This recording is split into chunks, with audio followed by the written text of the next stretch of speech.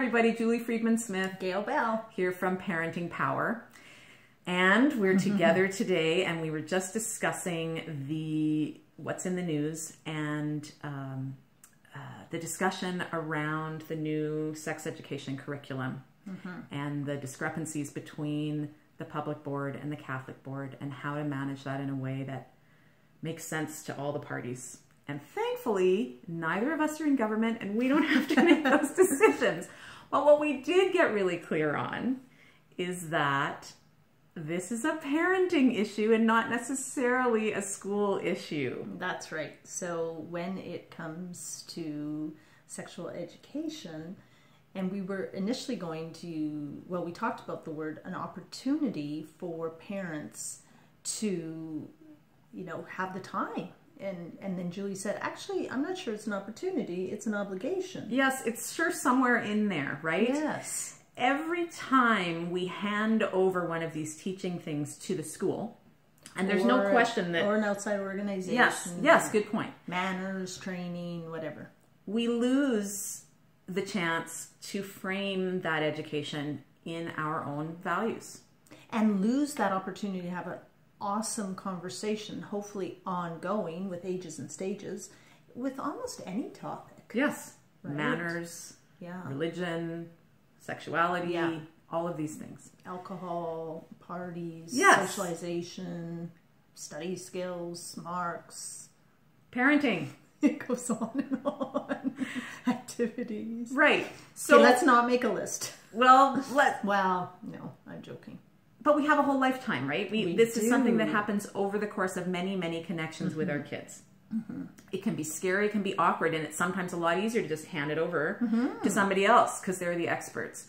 There's nothing. I'm not sure all teachers feel they are experts. No, exactly. Teaching sex ed. Yeah, it's a really tricky situation to teach a whole wide group of kids this kind of thing.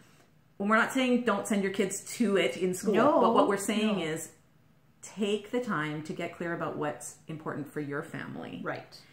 And to create an opportunity to communicate that with your kids. It's more than one talk.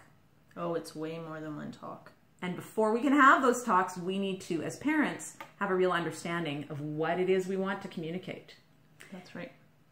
It's actually one of my favorite topics. It is. I talk about sex a lot. And that is, I talk about teaching kids about sex a lot. Because I think there's a lot of great information that we can be giving to our kids in age-appropriate steps and stages.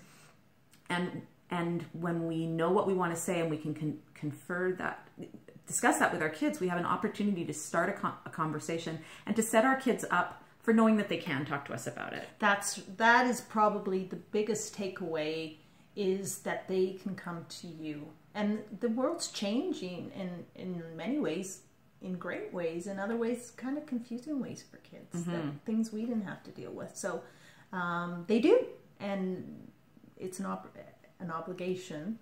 And we also have some great resources. We do. We have book lists.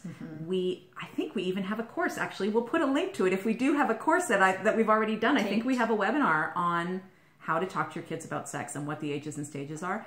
And we'll also answer your questions. So if you have a quick email question you want to fire off to us, you can do that. And every family will be a little bit different. Definitely. There's more than one right way.